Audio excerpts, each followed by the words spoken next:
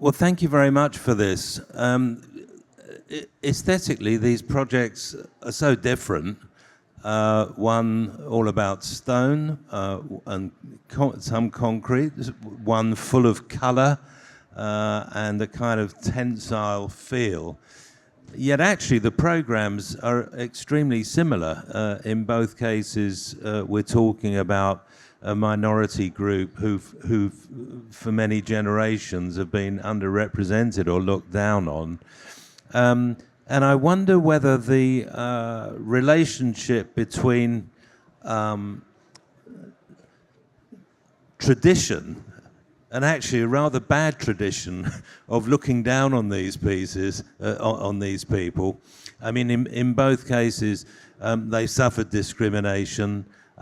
They've suffered either the hands of the police or other ethnic groups.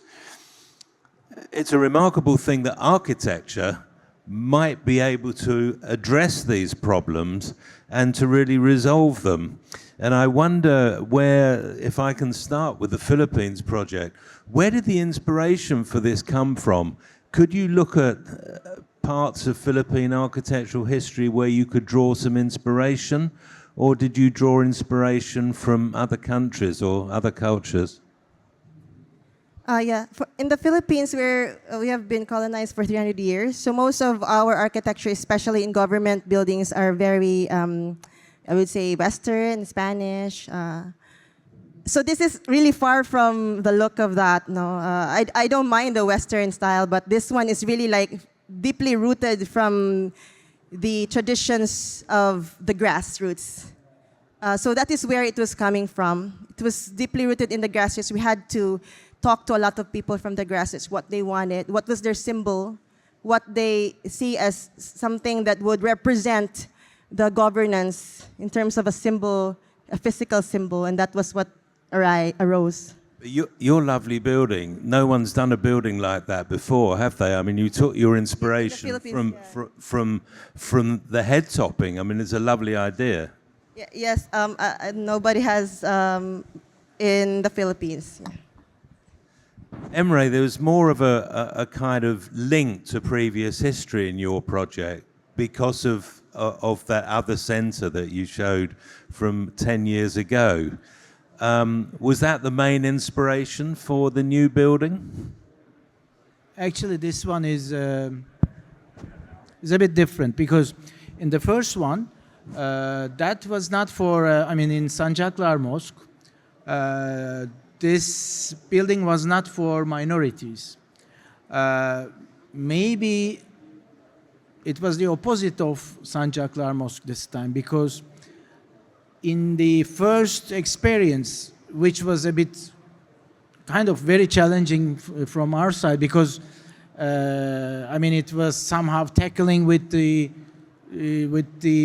Turkish mosque or not only Turkish, but in this region's mosque architecture scheme, which in our country, in Turkey, I mean, this was like a kind of a very guaranteed scheme coming from 16th century of Ottoman architecture. We were somehow opposing to this, let's say, typology.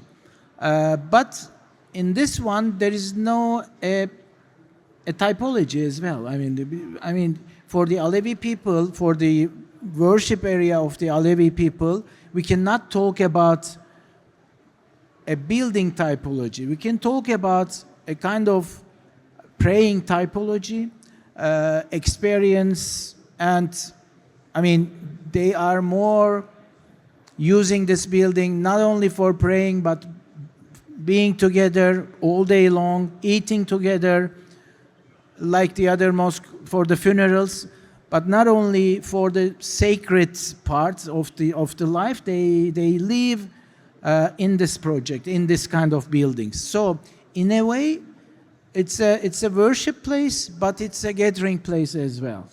But if we will talk about the typology, this is not existing. So in my opinion, this building, which I presented recently, can be a mosque, can be a, let's say, another kind of function can be inside of this building.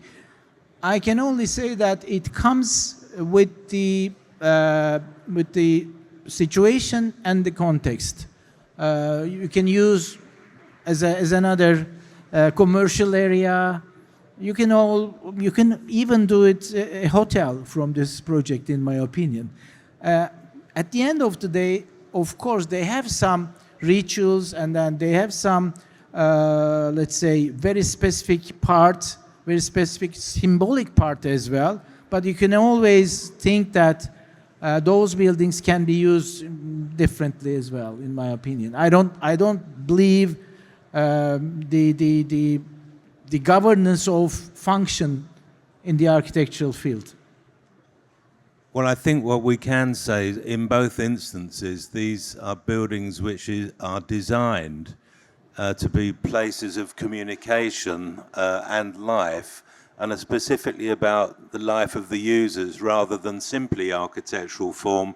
But I think in both cases, the programs have inspired something really amazing and delightful.